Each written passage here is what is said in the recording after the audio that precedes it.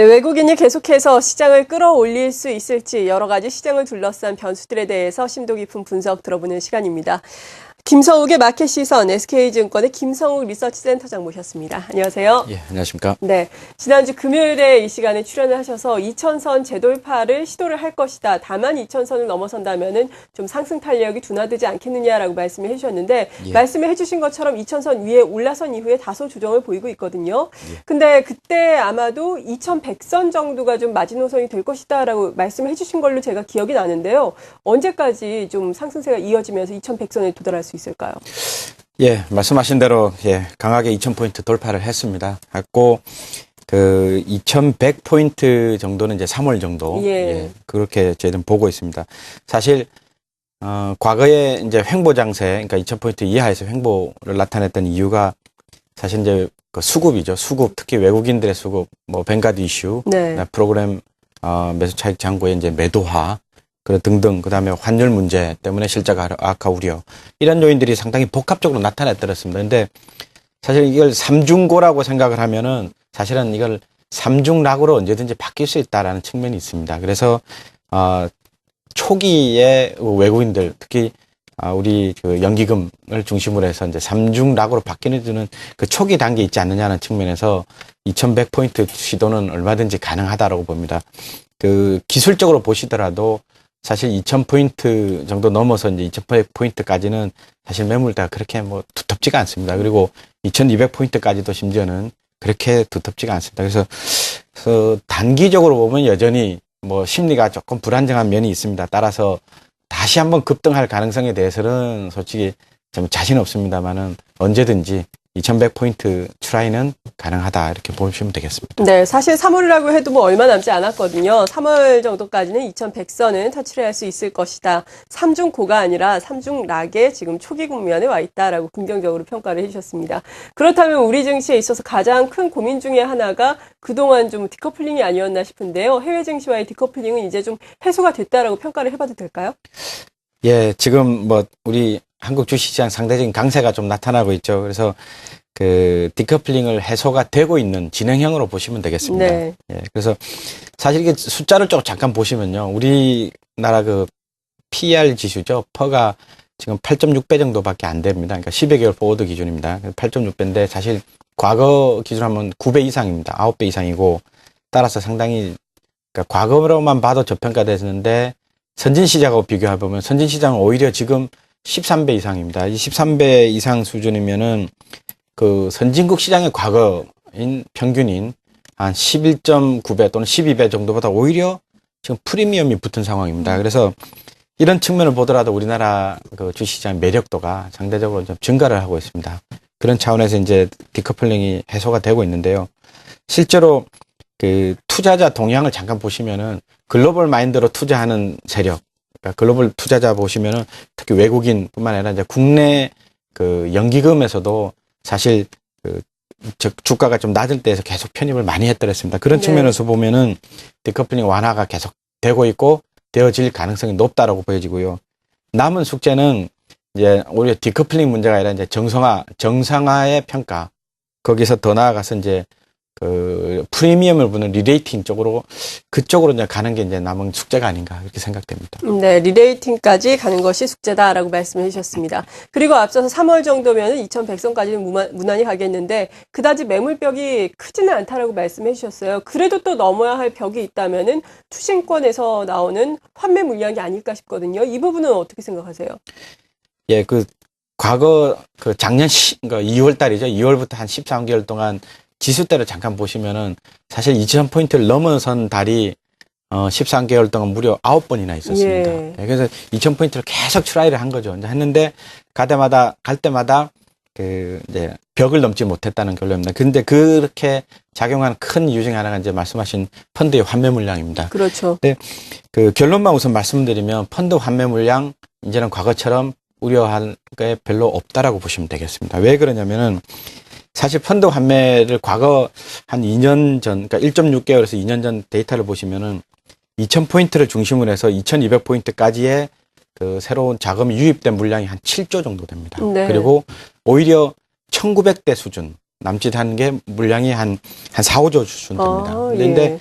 사실 2,000포인트를 넘어서면서 계속 그 벽을 넘지 못하는 게 학습 효과가 있었기 때문에 과거에 이제 높게 들어온 자금이 굉장히 불안하게 그 마인드를 갖고 있을 수밖에 없었죠. 그래서 올라올 때마다 손실 최소화 차원에서 계속 매도 환매가 나갔던 것으로 저희들은 해석을 하고 있습니다. 그래서 사실 2,200포인트 근처에서 들어온 자금의 상당 부분은 많이 손바뀜이 일어났고 많이 환매가 발생했다라고 보고 있습니다. 이제 남은 거는 1,900포인트 근처에서 이제 올라온 들어온 자금인데 사실 이 자금들은 아직은 그 차익을 조금은 남기고 있습니다. 네, 그래서 그렇죠. 시장이 그렇게 나빠 보이지만 않으면은 2,000포인트 돌파하더라도 급하게 매물화 할 가능성은 높지 않다고 봅니다. 그래서 그런 측면을 보면 전체적으로 보면은 그 2,000포인트를 비록 넘어서더라도 펀드의 환매 물량 부담은 과거에 비해서는 상당히 줄었다는 측면이고요.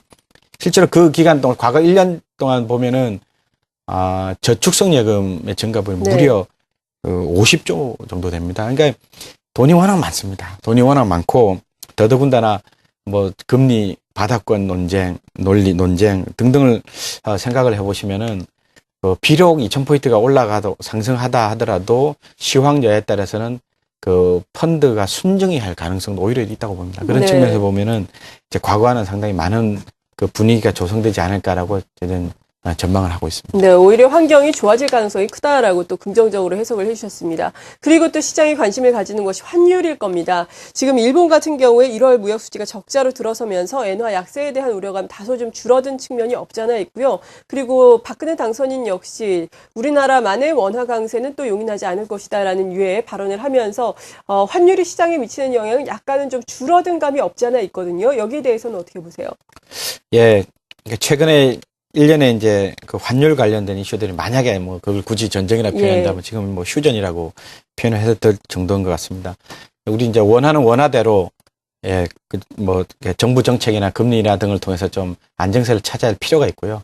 그다음에 엔화는 엔화대로 사실은 일본도 사실 내심 걱정을 많이 하고 있을 그러겠죠. 겁니다. 예, 그래서 나름대로의 안정세가 필요한 상황입니다. 그래서 단기간 정도는 뭐 계속 과거에 말씀드린 그대로입니다. 단기간 정도는 계속 안정세, 서로 상호 간의 안정세가 유지돼야 된다라고 보고 있는데요. 물론 중기적 관점에서 조금 길게 보면은 그 일본이 과연 그렇게 그 경쟁력을 많이 회복 잘 할 수 있을까라는 측면에서 의문이 가기 때문에 엔저의 가능성은 조금씩이라도 계속 우려는 솔직히 남아 있습니다. 그래서 그 전체적으로 보면은 엔저 우려는 있음에도 불구하고 그 속도 측면이나 정도의 측면이나 상당히 이제 그 걱정의 정도가 좀 낮아졌기 때문에 그래서 증시에 뭐 미치는 영향은 아무래도 좀 덜 미리 이제 미리 신경 쓸 우려까지는 없다는 정도로 네. 그렇게 해석이 됩니다. 네. 그리고 이번 2,000선 돌파의 주역은 역시나 또 외국인이었습니다. 외국인의 순매수가 최근에 적극적으로 들어오고 있고 오늘도 또 순매도를 보이다 순매수로 전환을 한 상태인데요.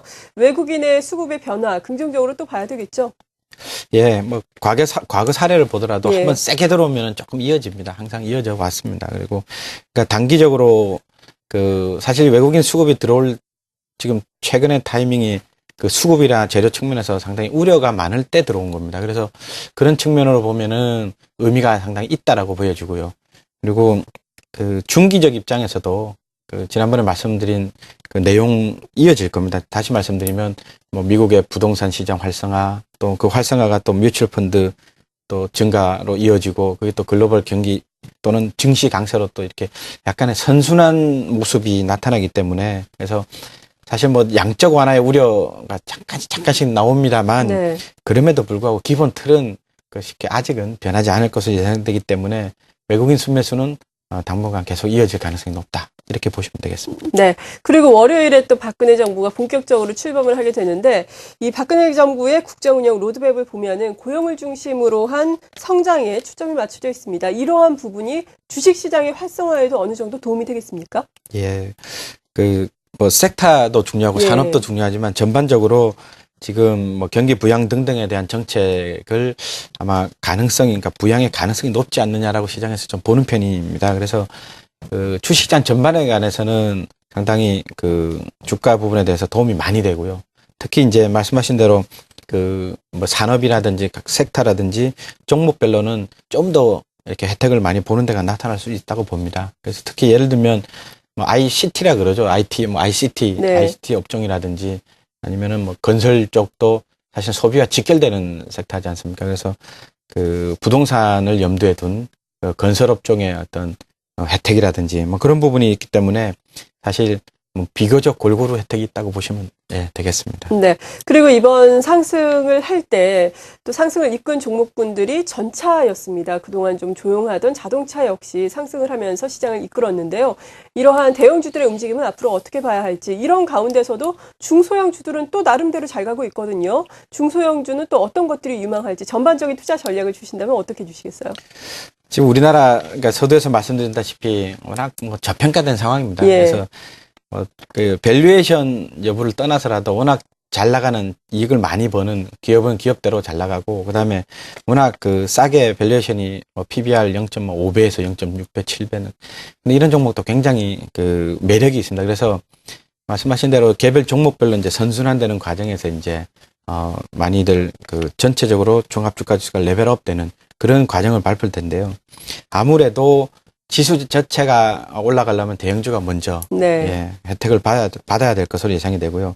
그래서 이런 그 전차 쪽은 아직도 유효한 걸로 보시면 되겠습니다. 보고 중소형주들은 실적은 확실히 챙기셔야 될 것 같습니다. 그래서 아무리 이제 이런저런 이유로 중소형주에 대해서 선호도가 높아지는 게 여전히 유효합니다만 실적을 도외시하시면 절대로 안 될 것 같습니다. 그래서 네. 전반적으로 뭐 이렇게 선순환되는 과정에서 지수대가 올라가는데 사실 지수대 판단도 제가 이제 뭐 예를 들면 1월이라든지 아니면 지지난주라든지 이런 비해서 그 약간씩 뷰가 조금씩 당겨지는 그런 추세입니다. 그래서 예. 그런 점을 좀 감안하셔가지고 그 지지난주에는 예를 들면 3월 말이면은 뭐 오아시스 스몰 랠리라고 말씀드린 그런 내용도 있는데요.